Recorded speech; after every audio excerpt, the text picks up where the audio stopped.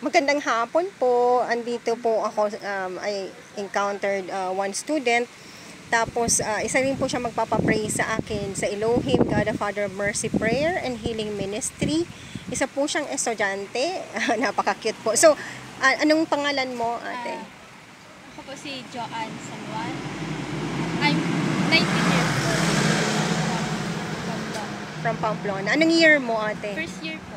Wow. So, first year college? Yes po. So, what is your course? BS IT po. Wow, that's a good, magandang course yan. Marami siyang opportunities.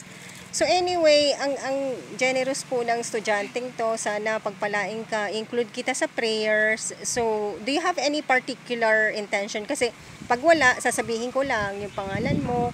So, nasabi mo naman dito yung pangalan mo. So, do you have anything in mind na gusto mo ipag-pray? Kung sino yung namatay sa inyo na sa tingin mo na sa purgatory, include ko siya sa prayers ko.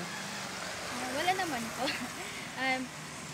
Pag-pray mo na lang po na bigyan na kami ng magandang kalusugan namin.